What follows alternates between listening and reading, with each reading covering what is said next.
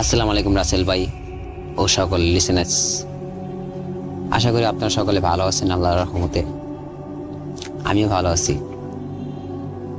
তো আজকে আমি একটা ঘটনা শেয়ার করবো, আমার ফ্রেন্ডের সাথে ঘটছে ঘটনাটা। আমার নাম হচ্ছে মোহাম্মদ শাওন, আমার ফ্রেন্ডের নাম হচ্ছে মোহাম্মদ রুবেল। তো ঘটনাটি প্রায় আজ থেকে 5-6 মাস আগে ঘটছে। তো ঘটনাটা আমার ফ্রেন্ডের সাথে ঘটছে, কিন্তু আমার ফ্রেন্ডের সাথে আমি ছিলাম, আমি নিজ চোখে সবকিছু দেখছি। ঘটনাটি ঘটছে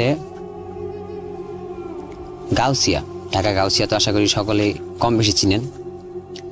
তো গাউসিয়া আমরা দুজন কাজ করতাম, মানে চাকরি করতাম, একটা ছোটোখাটো পার্ট টাইম জব আর কি, পাশাপাশি পড়াশোনা করতাম। তো ওইখানে আমাদের কাজ ছিল মূলত 3-4 ঘন্টা, মানে দুপুর 2টা থেকে সন্ধ্যা 6টা পর্যন্ত 4 ঘন্টা কাজ ছিল। 4 ঘন্টা শেষে আমরা রাতে পড়াশোনা করতাম, সকালে স্কুলে যেতাম। তো যাই হোক, ঘটনা বললি, মূল ঘটনায় যাই। তো আমার ফ্রেন্ডের নাম রুবেল একটা মেয়েকে পছন্দ করতো, গাউসিয়া একটা মেয়েকে পছন্দ করতো। তো মেয়েটাকে পছন্দ করার পরে মেয়েটাকে মানে প্রস্তাব দিল যে আমি তোমার সাথে রিলেশন করতে চাই, তুমি কি আমার সাথে রিলেশন করবে? মেয়েটা সরাসরি বলল যে আপনার চেহারা আপনি কোনো সময় আয়নায় দেখছেন? আপনি যে আমার এই কথা বললেন, আগে নিজের চেহারা আয়নায় দেখে আসেন, তারপর আমার এই কথা বললেন। আর একটা কথা রাসেল ভাই, আমার ফ্রেন্ড কিন্তু একটা মানে সম্মান জিনিস অনেক শ্রদ্ধা করে। তো ওই বিষয়টা মানতে পারেনি, ওই যে অপমানটা হয়েছে এটা বিষয়টা মানতে পারেনি। এখানে যদি মেয়েটা না বলতো যে না ভাই আমার পক্ষে সম্ভব না, এটা বললে হয়ে যেত, এত কিছু না বললে পারতো। তো আমার ফ্রেন্ড পরে আমার সাথে দেখা করলো, আয়সা পরে মন খারাপ করে বসে আছে। তো আমি বললাম যে ভাই কী হয়েছে, তোর সমস্যা কি? বলে শাওন এমন আমি তো একটা মেয়েকে পছন্দ করতাম, অফার দিয়েছিলাম, কিন্তু দেখ আমার রিজেক্ট করে দিছে। আমি বলতেছি কোন মেয়েটা? বললো যে আমাদের পাশে থাকে আর কি, ওই মেয়েটা। আমি বললাম ও আচ্ছা আচ্ছা, তো এখন কি করবি? বলে তুই থাক এখানে, আমি ওরা অনেক ভালোবাসি, আমি 20 মিনিটের ভিতরে আমি আসতেছি। আমি বলতেছি তুই ওরা অনেক ভালোবাসিস, 20 মিনিট আসতেছিস মানে বুঝলাম না তুই কি করে আসছিস এগুলা। পরে বলতেছে যে না ভাই তুই 20 মিনিট এখানে বস, এখান থেকে যাবি না, আমি আসতেছি। আমি বললাম ঠিক আছে। 15-10 মিনিট পর ও আসলো আবার। আয়সা আমরা আবার ধূমপান করতাম। তো ও আয়সা আমার 1 প্যাকেট সিগারেট দিল। আমি ওর বললাম যে এই সিগারেটটা 1 প্যাকেট আনার কোনো দরকার ছিল? ও বললো হ্যাঁ সমস্যা নেই, তুই খা, তোর পাশাপাশি আমিও খায়া কমাই দেবো। আমি দেখ ভাই এটা ফাজলাম করা যায় না, সিগারেট আমরা এমনি বেশি খাই, তো এগুলো কিন্তু খাওয়া ঠিক না এমনিতেই, তারপর খাই। পরে বললো সমস্যা নেই, একদিনই তো। আমি বললাম তা ঠিক আছে, কিন্তু একদিন যদি আমরা লাই পাইয়া যাই, পরবর্তীতে কিন্তু এটা ছাড়তে পারবো না। তো যাই হোক, পরে আমরা ওখান থেকে রুমে চলে গেলাম। রুমে যাওয়ার পরে আমার ফ্রেন্ড বলতেছে বন্ধু, কালো জিনিস সবাই দেখে কিন্তু লাল জিনিস সবাই দেখে কিন্তু সাদা জিনিস কেউ দেখে না। আমি বললাম তুই কি বলিস এগুলা? ও বলতেছে হ্যাঁ বন্ধু এটা বাস্তব কথা। আমি পরে বললাম মানে এগুলা কি বলতেছিস তুই, আমার বুঝাই বল। পরে বলতেছে হ্যাঁ বুঝবি, সময় হলে বুঝবি। পরে আমি বললাম যে তুই পাগল হয়ে গেলি নাকি ভাই? আরেকটা কথা রাসেল ভাই, আমার ফ্রেন্ডের মা, উনি মারা গেছেন প্রায় আজকে 3 বছর প্লাস। তো ওর বাবা আছে, ওর বাবা চাকরি বাকরি করতে পারে না, মানে বাসায় থাকে।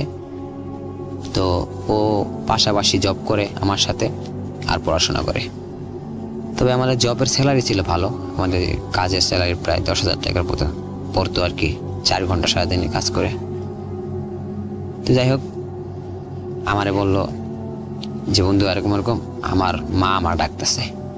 আমি বললাম এগুলো কি বলিস পাগল ছাগলের মতো, তোর মা তোর ডাকতেছে মানে? পরে আমার বলতেছে বন্ধু আমার তো শরীরটা অনেক খারাপ লাগতেছে, তুই আমার তেঁতুলের আচার এনে দে বা তেঁতুল এনে দে কোন জায়গা থেকে। তাই আমি বললাম এত তেঁতুল এনে দেবো, তেঁতুল দিয়ে কি করবি? কয় বন্ধু আমার শরীরটা অনেক খারাপ লাগতেছে। আমি বলেছি ঠিক আছে তেঁতুল এনে দেবো, সমস্যা নেই। তো তখন আমার কাছে পকেটে ছিল 1,000 টাকা নোট ছিল আমার কাছে। তো আমি তেঁতুল আনার জন্য চলে গেলাম। পরে যাইয়া মনে করেন ওই যে তেঁতুল আমার বলছিল যে তেঁতুল আচার বা প্যাকেট হইলে হবে। তো তখন রাতের প্রায় 12টা 12:30 বাজে। তখন কিন্তু আমি তেঁতুলের আচার পাইনি, দোকান বন্ধ ছিল। আমি ব্যাগ দিয়ে বাসায় চলে আসছি। চলে আসার পরে আমার ফ্রেন্ড বলতেছে, বন্ধু আমি মনে হয় বাঁচবো না, আমি মনে হয় মরে যাবো, তেঁতুল গাছ চালু করে নিয়ে যদি না আনতে পারস তাহলে আমি মরে যাবো কখনো। আমি বলতেছি কি বলস, তা বলতে বলে পাগল ছাগলের মতন, তোর কি হয়েছে? পরে বলতেছে আমার কি হয়েছে, আমি যদি তোর এটা বলি তুই টিকতে পারবি? আমি বললাম এগুলো কি বলতেছিস তুই পাগলের মতন, তোর কি হয়েছে তুই ওইটা খুইলা বল আমাকে। বলতেছে বন্ধু আমি ইঁদুর মারা বিষ খাইয়া বলছি। আমি এগুলা করছিস কার জন্য? বলতেছে আমার তো সহ্য হইতেছে না, মেয়েটা আমার রিজেক্ট করে দিল, তাও এতগুলো কথা বললো, আমি তোর অনেক ভালোবাসতাম, ও কেন আমাকে এই কথা বললো? ও আমাকে না বলতে পারতো, শেষ এটুকু প্রতি সীমাবদ্ধ থাকতো, কিন্তু ও আর অনেক কথা শুনাই দিল আমারে। আমি বলছি তুই একটা মেয়ের লোকে কি এই বিষ খাবি?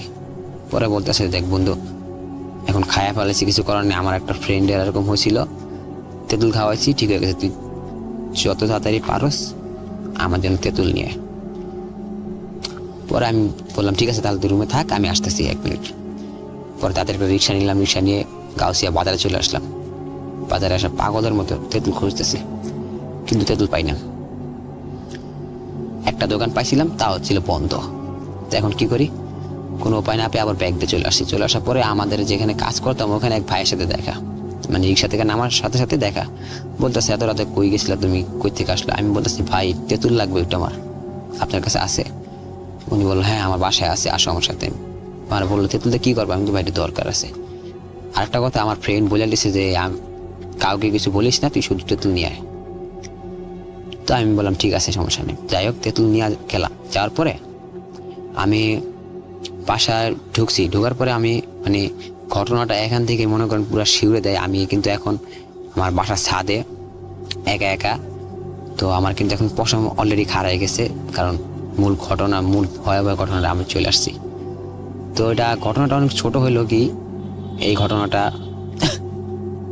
আমি ছিলাম, আমার কেমন লাগছে এটা আমি তখনকার ফিলিংসটা এখন অনুভব করতে পারতেছি। তো যাই হোক আমি আমার বাসায় ঢুকলাম। ঢোকার পরে আমি রুমের মানে রুমের দরজার সামনে আসলাম। রুম তখন খোলা ছিল, তা আমি তো খুইলা হয়ে গেছিলাম। ও তার রুম থেকে উঠতে পারে না, মানে শোয়া ছিল, ওখান থেকে উঠতে পারেনি, তো ওইভাবে খোলা ছিল। তো আমি দেখলাম মানে আমার ফ্রেন্ডের পা ধরে, একটা পা ধরে পুরা রুমে মানে পুরা একটা ফ্যানের পাখার মতো ঘুরেতেছে ওরে। আমি এটা দেখার সাথে সাথে আমার শরীর পুরো অবশ হয়ে গেছে। আমি শুধু হা করে তাকায় আছি। তো এমনি ঘুরাইতে পরে কি করছে, আমার এই বাথরুম ছিল আমাদের, এই বাথরুমের এখানে একটা আচার দিছে, মানে একটা আচার মেরা ফালাই দিছে ওর এখানে।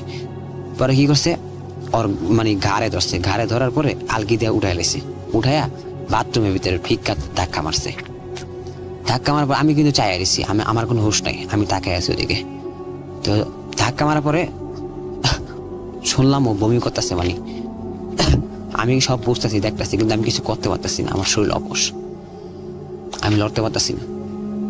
আমি শুধু যেভাবে আসছি সেভাবে দাঁড়ায় আছি, কোনো কথা হইতেছে না, আমার মুখ দিয়ে কিছু হইতেছে না।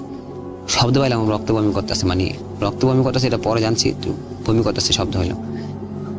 পরে ও ওখান থেকে ভিতরে গেল, ভিতরে যাওয়ার পরে মানে বাথরুমে ছিল, তখন আমার বাথরুমের ভিতরে যাওয়ার 5 মিনিট পরে আমার হুঁশ আইছে, মানে জ্ঞান ফিরছে। তো যাই হোক আমি তড়িঘড়ি করে বাথরুমের ভিতরে ঢুকলাম। ঢোকার পরে বললাম কিরে ভাই তোর কি হয়েছে, সমস্যা কি, তুই রক্ত বমি করতেছিস কেন? পরে বলতেছে ভাই জানি না আমার কি হয়েছে, আমার কে জানি উঠায় ঘুরে আমার এখানে ফালাই দিছে। আমি বললাম যে হ্যাঁ আমি এখন দেখছি সবকিছু, কিন্তু আমি তো কোনো কিছু করতে পারতেছি না, আমি তোর ডাকতে পারতেছি না, কিছু করতে পারছি না, লড়তে পারতেছি না। পরে বলে হ্যাঁ ভাই এটাই তো, এখন আমি কি করবো মানে ওই কথা বলতে অনেক কষ্ট হইতেছে, তারপর অনেক কষ্ট করে আমার বলতেছে। আমি বলছি ঠিক আছে তেঁতুল আনছি, চালু করে ফ্রেশ হয়ে চালু করে আমার কাছে আয়, ঠিক আছে। এ কথা বললে আমি বাথরুমতে বের হয়েছি। বের হওয়ার পরে আমি বিছানার তেঁতুল ধুয়েছি। ধোয়ার পরে যখন আমি মানে তেঁতুলটা ধুয়ে আমি পিছনে ঘুরছি, দেখি আমার সামনে আমার ফ্রেন্ড, মানে পুরো আমার লেভেলে 1.5 ইঞ্চি ফাঁক হইব দাঁড়ায় রয়েছে। রাসেল ভাই আমার বাথরুম থেকে ও যদি ফ্রেশ হয়ে আসে নিম্নত কমপক্ষে 2 মিনিট লাগবে, কিন্তু আমি আসার সাথে সাথে আমি কিন্তু আসার সাথে সাথে তেঁতুলটা থুইয়া যখন আমি ঘুরছি ব্যাগ দিয়া, তখন ও আমার সামনে দাঁড়ানো। দাঁড়া থেকে আমার বলতেছে যে কিরে, তুই কি ওর মার সাথে তুইও কি যাবি নাকি, ওর মা যে জায়গায় গেছে, এই কথা বলতেছে। আমার চোখ দিয়ে টলমল করে পানি পড়তেছে। আমি বলতেছি যে তুই কে? পরে বলতেছে তুই আমার চিনবি না, ও আমার চিনে। আমি বলতেছি যে ভাই, মানে আমার এমন রাগ হয়েছে বুঝছেন, আর চোখ দিয়ে পানি পড়তেছে। আমি জিদ দিয়ে একটা ধাক্কা মারছি ওরে। ধাক্কা মারার পরে দেওয়ালে ছিটকে পড়ে গেছে। পড়ে যাওয়ার পরে মানে অজ্ঞান হয়ে গেছে। অজ্ঞান হয়ে যাওয়ার পরে আমি মনে করলাম ওখান থেকে দৌড় মেরা বাইরে হয়ে গেছি, রুম থেকে বাইরে হয়ে গেছি। আমি অনেক ভয় পাইছিলাম। বাইরে হয়ে যাওয়ার পরে আমি আমার একটা ফ্রেন্ডে নিয়ে আসলাম ডাক দিয়া, যে ভাই একটু দেখে আসেন, একটু হেল্প কর, আমার একটা সমস্যা হয়ে গেছে আমার ফ্রেন্ডের সাথে। পরে আসলো আমার সাথে। আসার পরে ও ওই জায়গায় শুয়ে আসছিল। তারপর ওর পানি দিলাম মুখে, জ্ঞান ফেরালাম। তো ওর জিজ্ঞাসা করলাম যে কি ভাই তোর কি হয়েছিল, কিছু মনে আছে? ও বলতেছে হ্যাঁ মনে আছে তো, আমার একজন পাঞ্জাবি পরা, পাগড়ি পরা মাথায়, উনি আইসা, তুই যখন চলে গেছিলি তখন উনি আইসা জানলা দিয়ে আইসা বসছে আমার সামনে। বসার পরে আমার বলতেছে যে কিরে, তুই কি তোর মার কাছে যাবি, এগুলা বলতেছে। বলার পরে যখন আমি যখন এখানে পড়ে গেছি তখন আমার কোনো সেন্স ছিল না। তখন আমি আবার দেখলাম যে এত বড় একটা মানুষ জানলা দিয়ে বের হয়ে গেল গা। আমি বলছি যে ভাই তোর সাথে কি আগে এরকম কোনো ঘটনা ঘটছিল?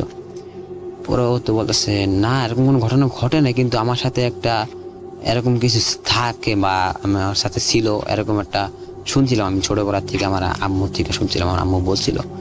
আমি বলছি এখন কি তোর শরীরটা ভালো লাগতেছে? হ্যাঁ ভালো লাগতেছে এখন আমার শরীরটা। পরে দোকানে নিয়ে গেলাম। দোকানে নিয়ে যাওয়ার পরে ওই তেঁতুল ওগুলা একটা ঠান্ডা পানি কিনলাম। তো যে দোকান ঠান্ডা পানি কিনছি ওই তেঁতুল ছিল না, ওই ছোট একটা দোকান, টক দোকান। তো ওই জায়গায় ঠান্ডা পানি কেনার পরে তেঁতুলটা মিক্সার করলাম। মিক্সার করার পরে খাওয়ানোর পরে ওর ভিতর থেকে যতগুলা মানে বিষ আছিল ওগুলা সব বের হয়ে গেল আস্তে আস্তে। তো বের হয়ে যাওয়ার পরে ও কিছুক্ষণ পর খালি বলতেছে ওই আইছে ওই আমার মারবো, আমার বাসা এই কথা বলতেছে। আমরা বলতেছি কে আইছে এই কথা বলতেছি। আর ওর সামনে গ্যাস লাইট আছে না, গ্যাস লাইট আগুন জ্বালাইতেছি। পরে বলতেছে এই আগুন ছড়া, ওই আমার ডাকতেছে, ওই আমার মারবো, তোর আমার বাসা, ওইগুলো বলতেছে। আমি বলেছি কে আইছে? পরে এই কথা বলতে এখন আমার এক বন্ধু বলে যে ওর হাতে একটা সিগারেট দাও, সিগারেট খাও। পরে আমি বলতেছি সিগারেট তুমি এখন? পরে বলতেছে হ্যাঁ দাও, সমস্যা নেই।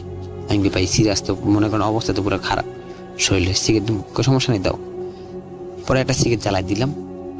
পরে সিগারেটটা কি করছে দেওয়ার পরে মানে একটা টান দেওয়ার পরে মানে টান দেওয়ার সাথে সাথে দেখা যায় আগুন জ্বলতেছে দাও করে সিগারেট কিন্তু টান দিলে কিন্তু আগুনটা ভালো মতো বোঝা যায়।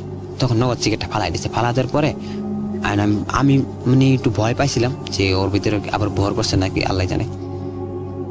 তো আমি কি করছি, আমার ফোনের তেলত ছেড়ে দিচ্ছি, আয়দল করে ছেড়ে দিলাম। ছেড়ে দেওয়ার পরে এগুলো বন্ধ কর, নাহলে তোর কোনো ক্ষতি হয়ে যাবে গা। তো তখন আমি শিওর হলাম যে না ওর ভিতরে হয়তো ভর করছে।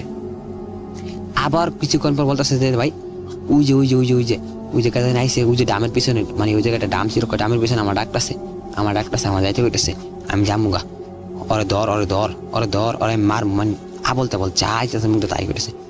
আমি বলেছি তুই কারে দেখো, তুমি কি কারো দেখো, মানে তুই কি কারে দেখোস? ও বলতেছে হ্যাঁ আমি দেখতেছি তো, ও আমার ডাকতেছে, ও আমরা নিয়ে যাবো আমার আম্মুর কাছে।